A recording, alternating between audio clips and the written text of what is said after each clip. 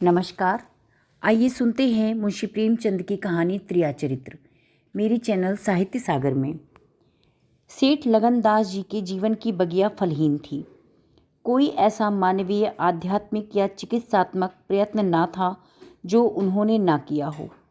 यूँ शादी में एक पत्नी व्रत की कायल थे, मगर ज़रूरत और आग्रह से विवश होकर एक दो नहीं 5 शादियाँ की।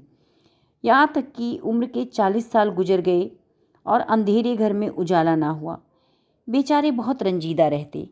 यह धन संपत्ति, यह ठाट बाट और यह वैभव और ऐश्वर्य क्या होंगे, मेरे बाद इनका क्या होगा, कौन इनको भोगेगा, यह ख्याल बहुत अफसोसनाक था।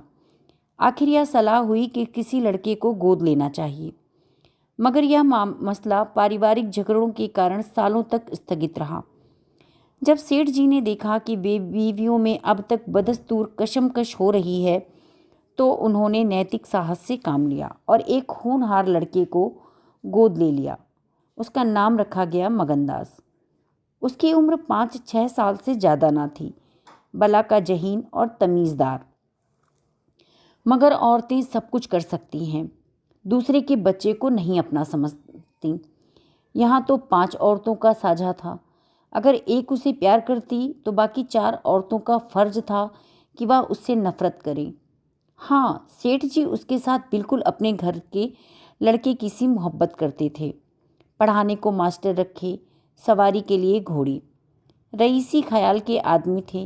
राग रंग का भी सामान मुहैया था। गाना सीखने का लड़के ने शौक किया तो उसका भी इंतजाम हो गया। गरज जब मगनदास जवानी पर पहुंचा तो रईसाना दिलचस्पियों में उसे कमाल हासिल था। उसका गाना सुनकर उस्ताद लोग कानों पर हाथ रखते।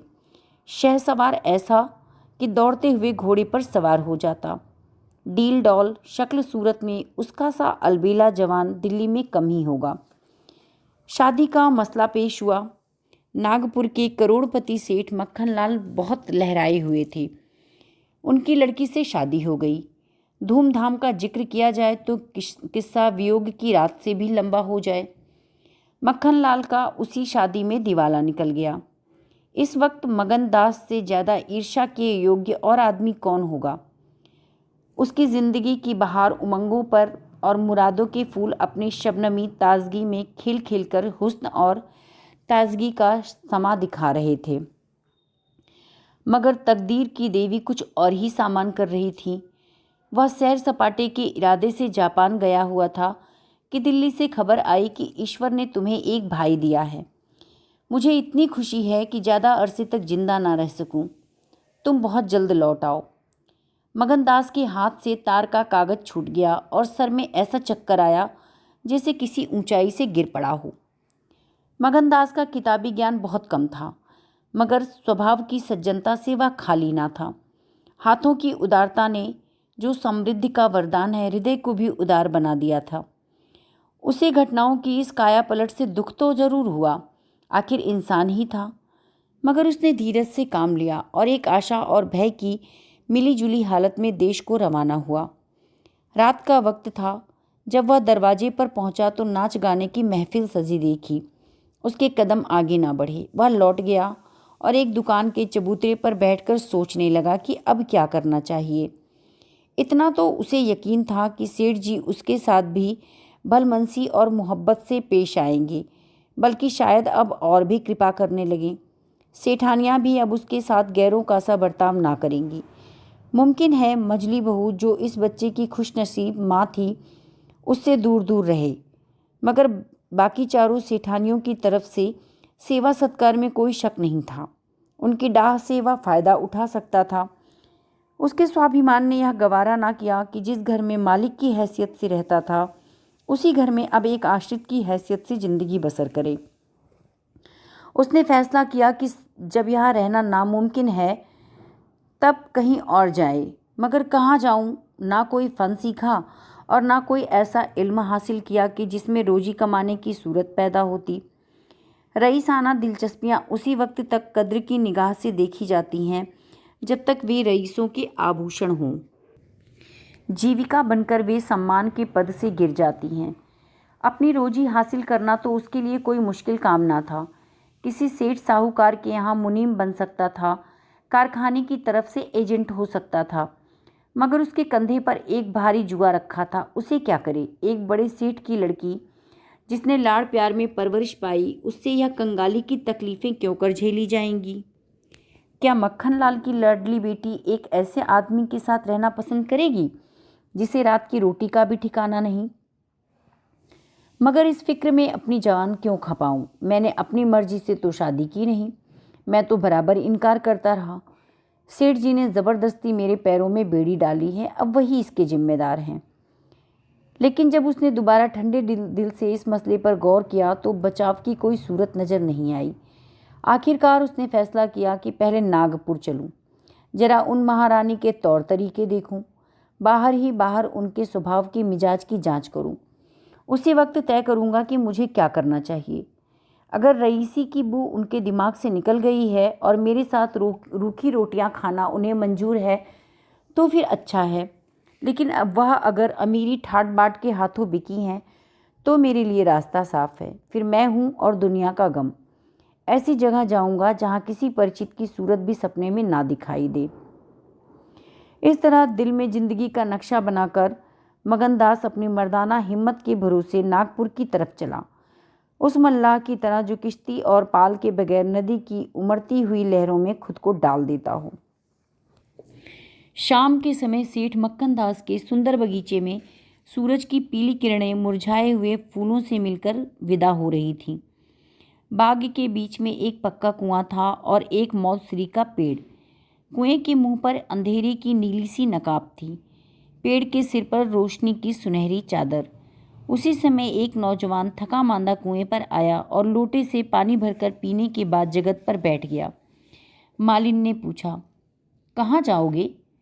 मगनदास ने जवाब दिया, जाना तो था बहुत दूर, मगर यहीं रात हो गई है, यहीं कहीं ठहरने का ठिकाना मिल जाएगा।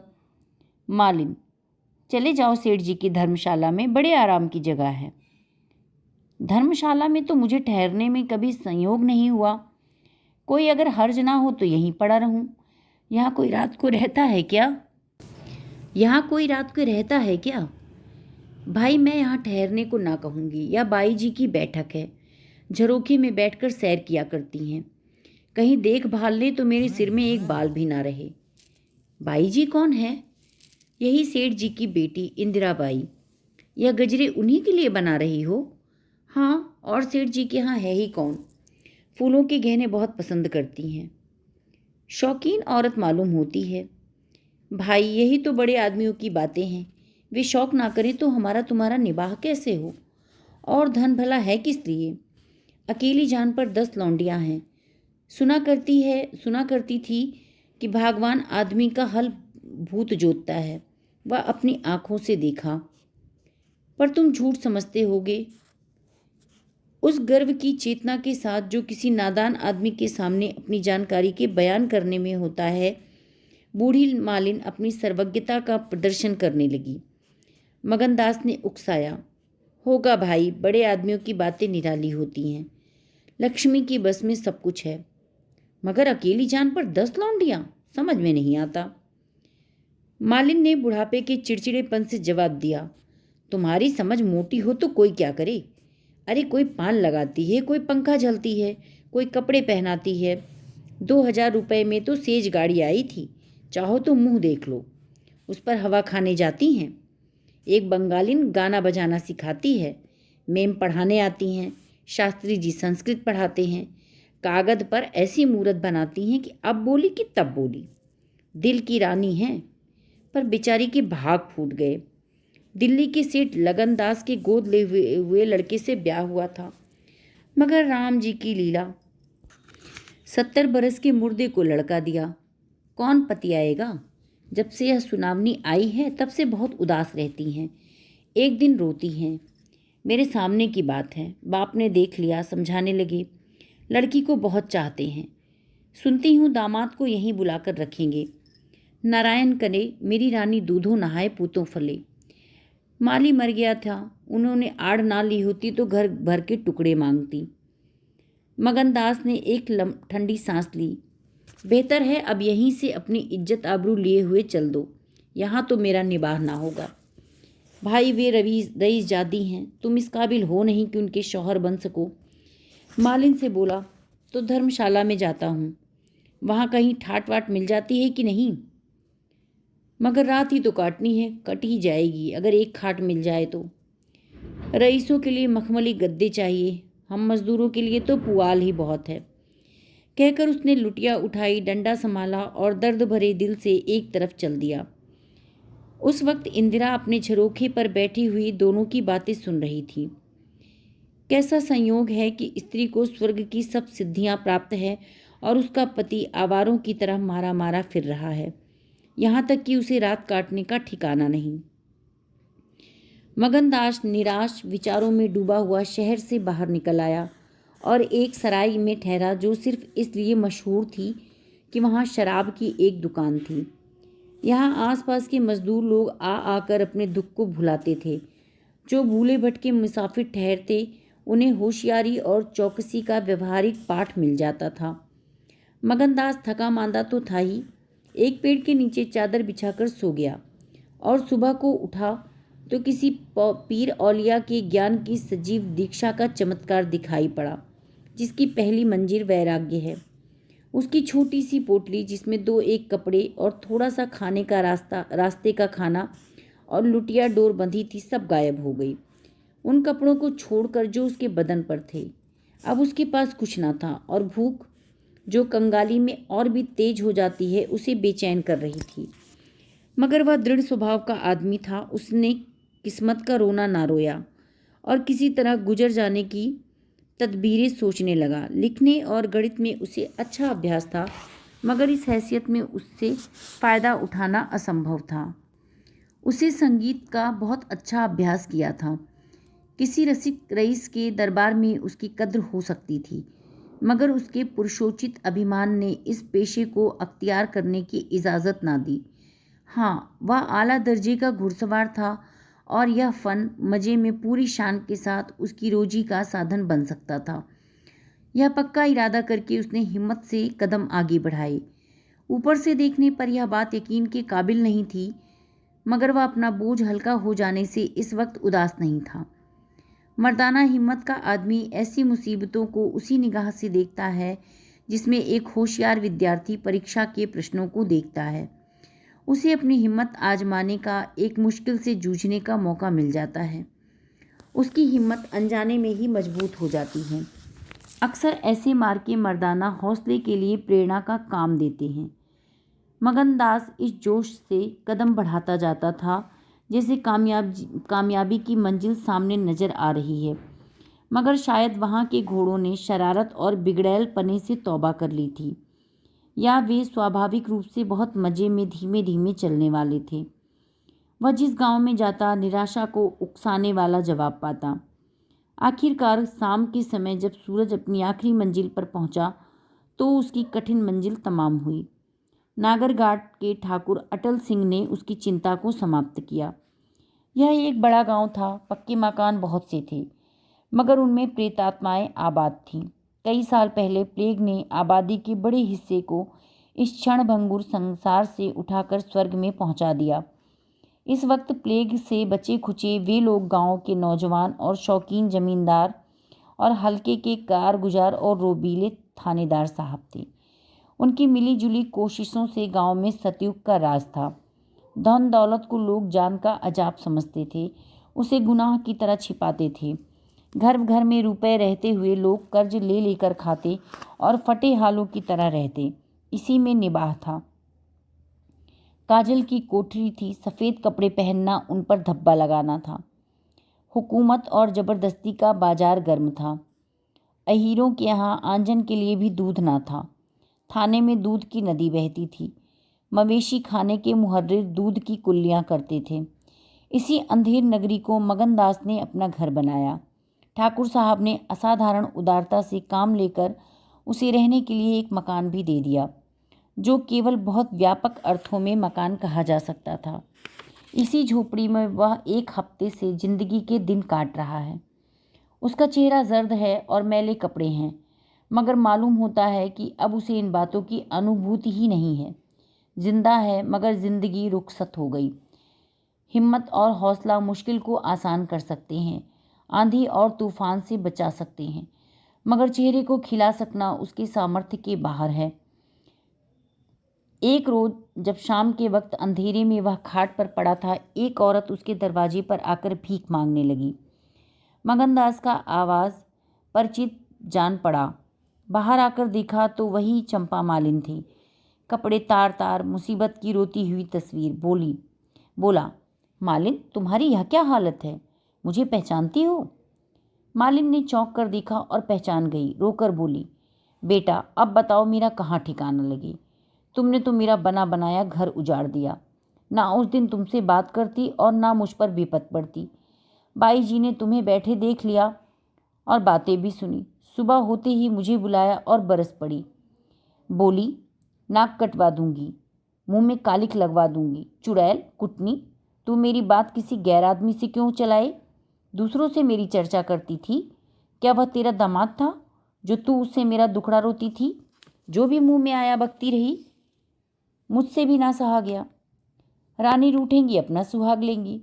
बोली, बाई जी मुझसे कसूर हुआ, लीजिए अब जाती हूँ। अगर छींकते नाक कटती है तो मेरा तो निभा यहाँ ना होगा। ईश्वर ने मुंह दिया है तो आहार भी देगा। 4 घर से मांगूंगी तो पेट का हो जाएगा। उस छोकरी ने मुझे खड़े खड़े निकलवा दिया। बताओ, मैंने तुमसे उसकी कौन सी शिकायत की थी, उसकी क्या चर्चा की थी? अरे मैं तो बखान कर रही थी, मगर बड़े आदमियों का तो गुस्सा भी बड़ा होता है। अब बताओ मैं किसकी होकर रहूं? 8 दिन इसी तरह टुकड़े मांगते हो गए हैं। एक भतीजी उन्हीं के यहाँ लौंडियों में नौकर थी, उसे भी निकाल दिया। तुम्हारी बदौलत जो ना किया था वह करना पड़ा। और तुम्हें कहाँ का दोष लगाऊं, किस्मत में जो लिखा था देखना पड़ा। मगनदास सन्नाटे में आ गया। आह, मिजाज का यह हाल है, या घमंड, या शान। मालिन को इत्मीनान दिलाया कि उसके पास अगर दौलत होती तो उसे माला माल कर देता। मक्खन दास की बेटी को भी मालूम हो जाता कि रोजी की कुंजी उसके ही हाथ में नहीं है। फिर भी बोला, तुम फिक्र ना करो, मेरे घर में आराम से रहो, अकेले तो मेरा जी भी नहीं लगता। सच कहो तो मुझे तुम्हारी तरह एक औरत की तलाश थी, अच्छा हुआ तुम आ गई। मालिन ने आंचल फैलाकर असीम आशीर्वाद दिया। बेटा तुम जुग जुग जियो, बड़ी उम्र हो। कोई घर मिले तो मुझे दिलवा दो। यहाँ रहूंगी तो मेरी भतीजी कहाँ जाएगी? वह बेचारी शहर में किसके आसरे रहेगी? मगन लाल के खून में जोश आया, उसके स्वाभिमान को चोट लगी। उन पर यह आफत मेरी लाई है, इसका जिम्मेदार मैं हूँ। बोला, कोई हर्ज ना हो तो उसे भी ले आओ। मैं दिन को यहाँ बहुत कम रहता हूँ, रात को बाहर चारपाई डालकर पड़ रहूँगा। मेरी वजह से तुम लोगों को कोई तकलीफ ना होगी। यहाँ दूसरा मकान नहीं मिलेगा, यही मुश्किल से मिला है। मगनदास को क्या मालूम था कि हजरते इश्क उसकी जुबान पर बैठे हैं और उससे कहलवा रहे हैं। या नागपुर इस गांव से 20 मील की दूरी पर था। चंपा उसी दिन चली गई और तीसरे दिन रंभा के साथ आई। यह उसकी भतीजी का नाम था। उसके आने से झोपड़े में जान पड़ गई।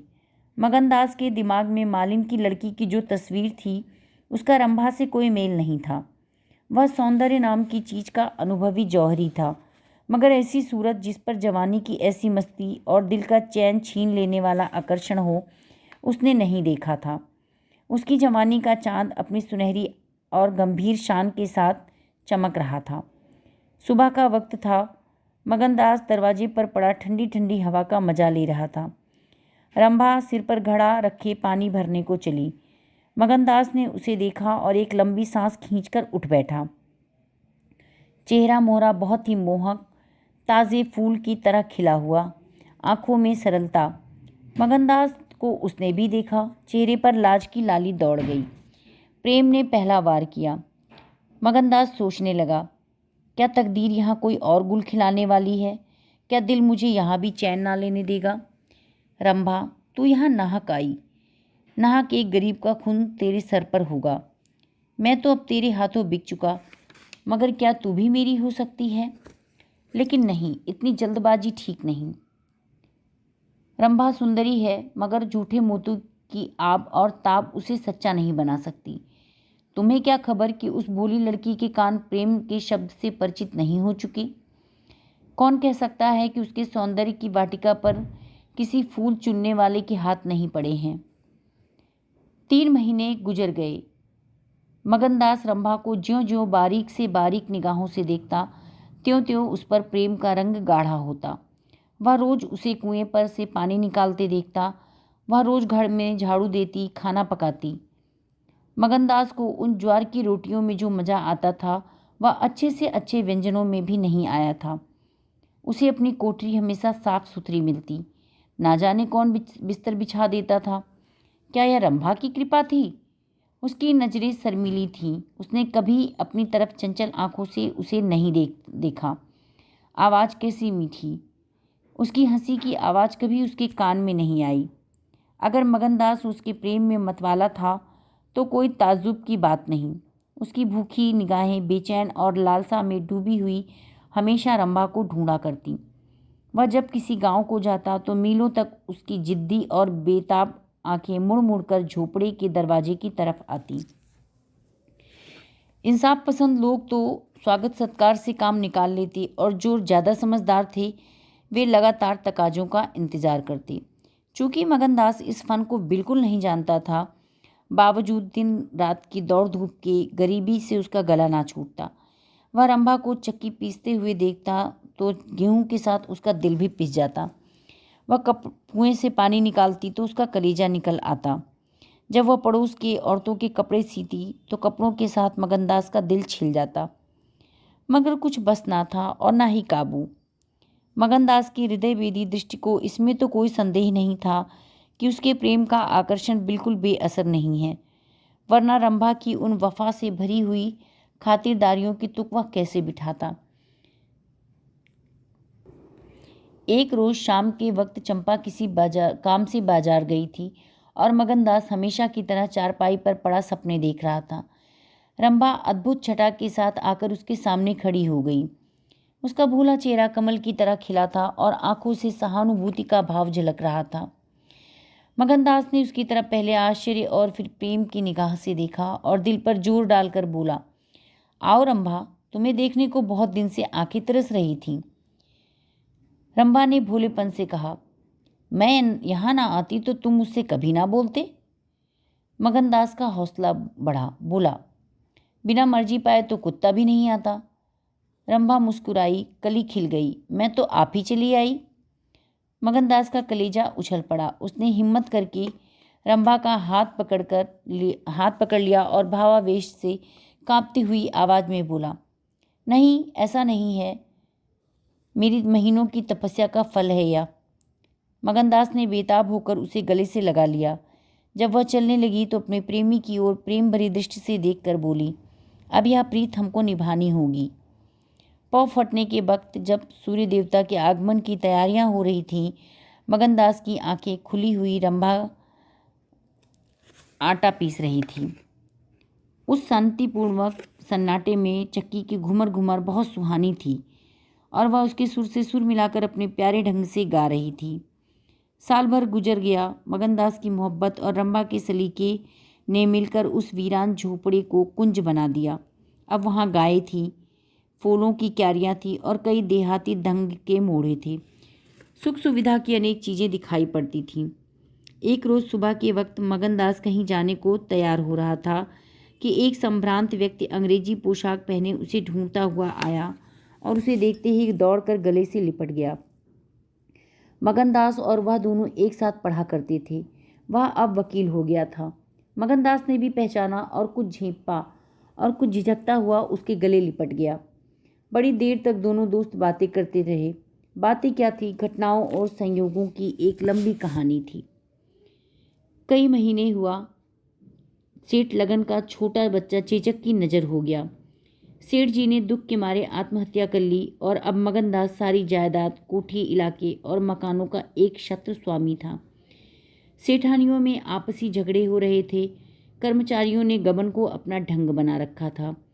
बड़ी सेठानी उसे बुलाने के लिए खुद आने को तैयार थी, मगर वकील साहब ने उन्हें रोका। तब मगनदास ना मुस्कुराकर पूछा, तुम्हें क्यों कर मालूम हुआ कि मैं यहाँ हूँ? तो वकील साहब ने कहा, महीने भर से तुम्हारी टोह में हूँ। सेठ मक्खन लाल ने अता पता बतलाया कि तुम दिल्ली पहुँचे और मैंने अपना महीने भर का बिल पेश किया। रंभा अधीर हो रही थी कि यह कौन है और क्या बातें हो रही हैं। 10 बजते बजते वकील साहब मगनदास से 1 हफ्ते के अंदर आने का वादा लेकर विदा हुए। उसी वक्त रंभा आ पहुंची और पूछने लगी, ये कौन थे, इनका तुमसे क्या काम था? मगनदास ने जवाब दिया, यमराज का दूत। रंभा, क्या असगुन बकते हो? नहीं नहीं, यह असगुन नहीं है, यह सचमुच मेरी मौत का दूत है, मेरी खुशियों के बाग को रौंदने वाला। रंभा, मैंने तुम्हारे साथ दगा की है, तुम्हें अपने फरेब के जाल में फंसाया है, मुझे माफ़ कर दो। मोहब्बत ने मुझसे यह सब करवाया। मैं मगन सिंह ठाकुर नहीं हूँ, मैं सेठ लगनदास का बेटा और सेठ मक्खन लाल का दामाद हूँ। मगनदास को डर था कि रंभा सुनते ही चौंक पड़ेगी और उसे जालिम और दगाबाज कहने लगेगी, मगर उसका ख्याल गलत निकला। रंभा ने आंखों में आंसू भरकर सिर्फ इतना कहा, तो क्या तुम मुझे छोड़कर चले जाओगे? मगनदास ने उसे गले लगाकर कहा, हाँ। क्यों? इसलिए कि इंदिरा बहुत होशियार, सुंदर और धनी है। मैं तुम्हें ना छोड़ूंगी। कभी इंदिरा की लौंडी थी, अब उनकी सौत बनूंगी। तुम जितनी मुझसे मोहब्बत करोगे उतना इंदिरा को तो ना करोगे ना? क्यों? मगनदास इस भोलेपन पर मतवाला हो गया, मुस्कुराकर बोला, अब इंदिरा तुम्हारी लौंडी बनेगी, मगर सुनता हूँ वह बड़ी सुंदर है, कहीं उसकी सूरत पर लुभा ना जाऊं। मर्दों का हाल तुम नहीं जानती, मुझे तो खुद से ही डर लगता है। रंभा ने विश्वास भरी आंखों से देखकर कहा, क्या तुम भी ऐसा करोगे? जो जी में आए कर लेना, मैं तुम्हें ना छोड़ूंगी। इंदिरा रानी बने और मैं लौंडी होंगी, क्या इतने पर भी मुझे छोड़ दोगे? मगनदास की आंखें डबडबा गईं। बोला, प्यारी, मैंने फैसला किया है कि दिल्ली ना जाऊंगा। या तो मैं कह ही ना पाया कि सेठ जी का स्वर्गवास हो गया, बच्चा उनसे पहले ही चल बसा था। अफसोस, सेठ जी के आखिरी दर्शन भी ना कर सका। अपना बाप भी इतने मोहब्बत नहीं कर सकता, उन्होंने ही मुझे अपना वारिस बनाया है। वकील साहब कहते हैं कि सेठानियों में अनबन है और नौकर चाकर लूट मार कर रहे हैं। दिल तो यहाँ है, पर जाना तो पड़ेगा ही। रंभा जरा देर सोचती रही, फिर बोली, मैं तो तुम्हें छोड़ दूंगी। इतने दिन तुम्हारे साथ रही, जिंदगी का सुख लिया, अब जब तक जीऊंगी इस सुख का ध्यान करूंगी, मगर इसी झोपड़े में रहूंगी। मगनदास ने बहुत रोका, मगर आंसू ना रुके। बोले, रंभा, ऐसी बातें तो ना करो, कलेजा बैठा जाता है। मैं तुम्हें नहीं छोड़ सकता, इसलिए नहीं कि तुम्हारे ऊपर कोई एहसान है, तुम्हारी खातिर नहीं, अपनी खातिर। रंभा फिर गंभीर स्वर में बोली, मैं तुम्हारे पाँव की बेड़ी ना बनूंगी, चाहे तुम अभी मुझे ना छोड़ो, लेकिन थोड़े समय में तुम्हारी यह मोहब्बत ना रहेगी। मगनदास को कोड़ा लगा, जोश से बोला, तुम्हारे सिवा इस दिल में अब कोई जगह नहीं पा सकता। रात ज़्यादा हो गई थी, अष्टमी का चांद सोने जा चुका था। दोपहर के कमल की तरह आसमान साफ था और सितारे खिले हुए थे। मगनदास सो गया, मगर रंभा की आंखों में नींद नहीं थी। सुबह हुई तो मगनदास उठा और रंभा को पुकारने लगा, मगर रंभा रात को ही अपनी चाची के साथ चली गई। मगनदास को उस मकान के दरो दीवार पर एक मनहूसियत सी छाई मालूम हुई, जैसे घर की जान ही चली गई हो। वह घबराकर उस कोठरी में गया जहाँ रंभा रोज चक्की पीसती थी, मगर अफसोस आज चक्की एकदम निश्चल थी। फिर वह कुएं की तरफ गया, लेकिन मालूम हुआ कि कुआं उसे निगलने के लिए अपना मुंह खोल रहा हो। रंभा की साड़ी अर्गनी पर पड़ी हुई थी। एक पिटारी में वह कंगन रखा हुआ था जो मगनदास ने उसे दिया था। मगनदास सोचने लगा, रंभा ने रात को कहा था कि मैं तुम्हें छोड़ दूंगी। क्या उसने वह बात दिल से कही थी? मैंने तो समझा था कि वह दिल लगी कर रही है, नहीं तो उसे कलेजे में छिपा लेता। मैं तो तेरे लिए सब कुछ छोड़ बैठा था, तेरा प्रेम ही मेरे लिए सब कुछ था। आह, मैं यूं बेचैन हूँ, क्या तू बेचैन नहीं है? मुझे यकीन है कि तू अब भी लौट आएगी। फिर सजीव कल्पनाओं का एक झमकट उसके सामने आया। तकिए के नीचे से संदूक की कुंजी जब उसने उठाई तो कागज का एक टुकड़ा निकल आया। यह रंभा की विदा की चिट्ठी थी। प्यारे, मैं बहुत रो रही हूँ, मेरे पैर नहीं उठते, मगर जाना जरूरी है। तुम्हें जगाऊंगी तो तुम जाने ना दोगे। कैसे जाऊं, अपने प्यारे पति को कैसे छोड़ूं? किस्मत मुझसे यह आनंद का घर छुड़वा रही है, मुझे बेवफा मत कहना। मैं तुमसे फिर कभी मिलूंगी। मैं जानती हूँ कि तुमने मेरे लिए सब कुछ त्याग दिया है, मगर तुम्हारे लिए ज़िंदगी में बहुत उम्मीदें हैं। मैं अपनी मोहब्बत की धुन में तुम्हें उन उम्मीदों से क्यों दूर रखूं? अब तुमसे जुदा होती हूँ। मेरी सुध मत भूलना। मैं तुम्हें हमेशा याद रखूंगी। यह आनंद के दिन कभी ना भूलेंगे। तुम्हारी प्यारी रंभा। मगनदास को दिल्ली आए हुए 3 महीने गुजर गए। इस बीच उसे सबसे बड़ा जो निजी अनुभव हुआ वह था रोज़ी की फिक्र और धंधों की बहुतायत से उमड़ती हुई भावनाओं का जोर कम किया जा सकता है। 1.5 साल पहले का बेफिक्र नौजवान अब एक समझदार और सूझबूझ रखने वाला आदमी बन गया था। सागर घाट के उन कुछ दिनों में उसे रियाया की इन तकलीफ़ों का निजी ज्ञान हो गया था, जो कारिंदों और मुख्तारों की सख्तियों की बदौलत उन्हें उठानी पड़ती है। उसने उसे रियासत के इंतजाम में बहुत मदद की और कर्मचारी दबी जबान से शिकायत करते थे और अपनी किस्मत और जमाने की उलट फेर को कोसते थे, मगर रियाया खुश थी। हाँ, जब वह धंधों से फुर्सत पाता तो एक भोली भाली सूरत वाली लड़की उसके ख्याल के पहलू में आ बैठती और थोड़ी देर के लिए सागर घाट का वह हरा भरा झोपड़ा और उसकी मस्तियाँ आंखों के सामने आ जाती। लेकिन कभी कभी खुद ब खुद उसका ख्याल इंदिरा की तरफ भी जा पहुँचता। गो उसके दिल में रंभा की वही जगह थी, मगर किसी तरह उसमें इंदिरा के लिए भी एक कोना निकल आया। जिन हालातों और आफतों ने उसे इंदिरा से बेजार किया था वह अब रुखसत हो गई थी। अब उसे इंदिरा से कुछ हमदर्दी थी। अगर उसके मिजाज में घमंड है, हुकूमत है, तकल्लुफ़ है, शान है, तो यह उसका कसूर नहीं। यह रईस जादू की आम कमजोरियां हैं।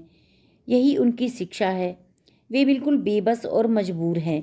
इन बदले हुए और संतुलित भावों के साथ जहाँ वह बेचैनी के साथ रंभा की याद को ताज़ा करता था, वहाँ इंदिरा का स्वागत करने और अपने दिल में जगह देने के लिए तैयार था। वह दिन दूर नहीं था जब उसने उस आजमाइश का सामना भी करना पड़ेगा। उसके लिए कई आदमी अमीराना शान शौकत के साथ इंदिरा को विदा कराने के लिए नागपुर गए थे। मगनदास की तबीयत आज तरह तरह के भावों से, जिनमें प्रतीक्षा और मिलन की विशेष उत्कंठा थी, उचाट हो रही थी। जब कोई नौकर आता तो वह संभल बैठता कि शायद इंदिरा आ पहुंची। आखिर शाम के वक्त जब दिन और रात गले मिल रहे थे, जनान खाने में जोर शोर से गाने की आवाज़ों ने बहू के पहुंचने की सूचना दी। सुहाग की सुहानी रात थी। 10 बज गए थे। खुले हुए हवादार सहन में चांदनी छिटकी हुई थी। वह चांदनी जिसमें नशा है, आरजू है और खिंचाव है। गमलों में खिले हुए फूल और चंपा के फूल चांद की सुनहरी रोशनी में ज़्यादा गंभीर और खामोश नजर आते थे। मगनदास इंदिरा से मिलने के लिए चला। उसके दिल में लालसाएं जरूर थी, मगर एक पीड़ा भी थी। दर्शन की उत्कंठा थी, मगर प्यास से खाली। मोहब्बत नहीं, प्राणों का खिंचाव था जो उसे खींचे लिए जाता था। उसके दिल में बैठी हुई रंभा शायद बार बार बाहर निकलने की कोशिश कर रही थी, इसीलिए दिल में धड़कन हो रही थी। वह सोने के कमरे में दरवाजे पर पहुंचा। रेशमी पर्दा पड़ा था। उसने पर्दा उठा दिया। अंदर एक औरत सफ़ेद साड़ी पहने खड़ी थी। हाथ में चंद खूबसूरत चूड़ियों के सिवा उसके बदन पर एक जेवर भी ना था। ज्यों ही पर्दा उठा और मगनदास ने अंदर कदम रखा, वह मुस्कुराती हुई उसकी तरफ बढ़ी।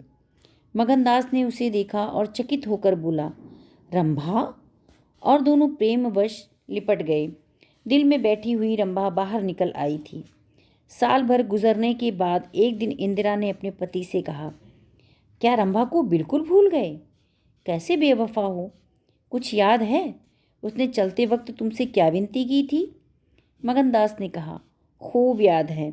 वह आवाज़ भी कानों में गूंज रही है। मैं रंभा को भोली भाली लड़की समझता था, या नहीं जानता था कि यह तिरिया चरित्र का जादू है।